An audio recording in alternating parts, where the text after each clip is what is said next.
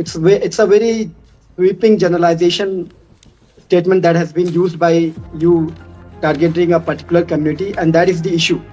That basically is the issue, that a particular community that you are talking about is being targeted in all the ways by a section of the media, by a section of the government, by a section of the majoritarian class in the country, and by a section of an ideology, rather not only by a section of the ideology, but a particular ideology that that claims itself to be the supreme ideology, that claims itself to be the most powerful ideology, and that claims itself to be ruling the country. There are a chunk of people who get invoked, who get provocated by the provocation that is being done, by the triggering that is deliberately being done. That is the root cause of the issue.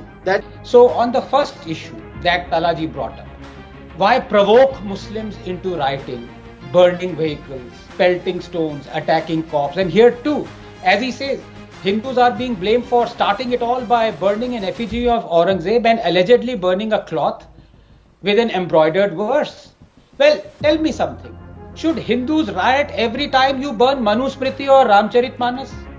Stop blaming Hindus by saying they provoke Muslims. I mean, think about this calmly, right? Only violent people are provoked into violence. And this is the same justification given every time they attack Hindus. This action, reaction, provocation, reaction theory. But then, why don't they apply this same theory to Godhra riots and justify them as a reaction to the train burning by? There, they don't bring this action, reaction theory, do they? What is the meaning of mobs of a certain community hitting the street every time there is a so-called provocation or even a real provocation? Don't you believe in the law? Should these people not be told that they have no business to be out in the streets, burning public property, attacking the police? Thank you, Rahul, for inviting me to the show, and I congratulate you for this new innings on CNN News rating. A very good evening to the panel and to your audience. The question is very important that you have asked me, and I would like to say that first of all, I would like to condemn the violence in Nagpur, whatever happened and whatever has been done by anyone. The culprit should be punished. They should face the law of the land, and they should be given the harshest punishment. That said, I would like to say that it's a very sweeping generalization statement that has been used by you targeting a particular community, and that is the issue. That basically is the issue, that a particular community that you are talking about is being targeted in all the ways by a section of the media, by a section of the government, by a section of the majoritarian class in the country, and by a section of an ideology, rather not only by a section of the ideology, but a particular ideology that claims itself to be the supreme ideology, that claims itself to be the most powerful ideology, and that claims itself to be ruling the country. Now the thing is that the Muslims, if you talk about the country, the community that you are not taking the name, I would take the name. The Muslims believe in the law of the land. The Muslims are as much a citizen of the country as any person of any other religious group is. The Muslims love this country, and they are here by choice. We are the Indian citizens, and we are proud of that. We believe in the law of the land. We believe in the constitution. Anything that goes against the law, you cannot simply generalize that the community goes on the road. There are nearly 25 crore of Muslims staying in India.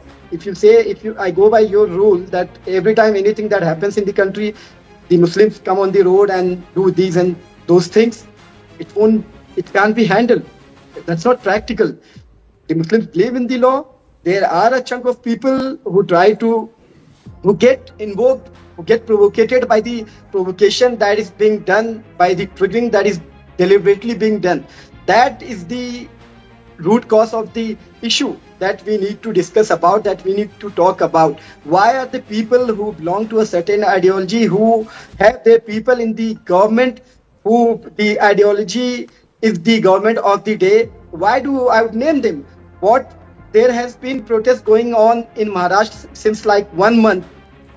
by VHP, by Bajrang Dal, by RSS people, by members belonging to BJP and all other right-wing outfits protesting against Mughal emperors, protesting against Aurangzeb. There have been effigies being burnt by people of Mughal emperors of Aurangzeb. You would never see any reaction by the Muslim community in the whole, or by particular Muslim or any specific Muslim organization against the effigies being burnt, against protests being taken out, against protests asking for digging the grave of Aurangzeb.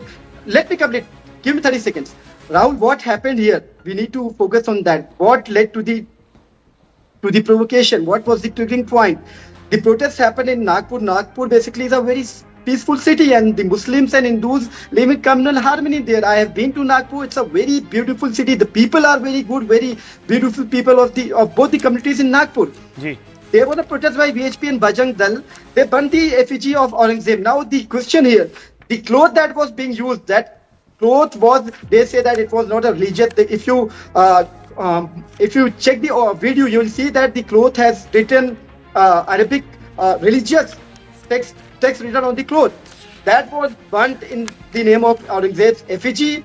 That led to a rumor around the Muslim dominant areas that the religious texts were burned, and that led to the provocation, and that triggered this issue. And to put a logical reasoning to this, the first FIR filed by the Nagpur police was against the VHP members, that they hurt the religious sentiments of a particular community. And the irony, I would say that's ridiculous, that yesterday 8 members of VHP surrendered, and the police didn't took their police custody. They didn't ask for their remand.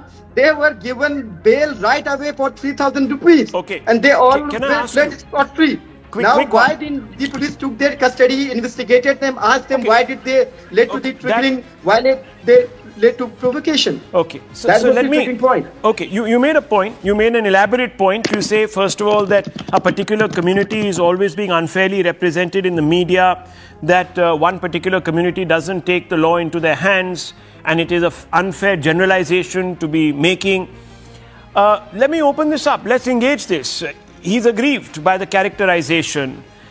Before I bring in the BJP national spokesperson, let me bring in Dr. Ranganathan. Dr. Ranganathan, do you believe that one particular community is being scapegoated here, unfairly represented? Are there too many sweeping generalizations that are being made? Rahul, and good evening to my fellow panelists. First of all, I commend Talha for having a very level-headed, reasonable interjection, and for this very important debate. There are 2 issues that have cropped up. Let me deal one by one with them. And in the spirit of bonhomie, I hope I will not be interrupted. Whatever I say is obviously my view. You may disagree with it. So on the first issue that Talha brought up, why provoke Muslims into rioting, burning vehicles, pelting stones, attacking cops? And here too, as he says, Hindus are being blamed for starting it all by burning an effigy of Aurangzeb and allegedly burning a cloth with an embroidered verse. Well, tell me something. Should Hindus riot every time you burn Manusmriti or Ramcharitmanas? Stop blaming Hindus by saying they provoke Muslims. I mean, think about this calmly, right? The essence of Azan, which is, quote, there is no God but Allah and no one has the right to be worshipped but Allah 4062, unquote. Amplified through the loudspeaker 5 times a day, whole year round, near a temple, is not provocative. But celebrating Ram Navami or singing Bhajman Ram Charan Sukhdai one day in a year near a mosque or burning Aurangzeb's effigy is.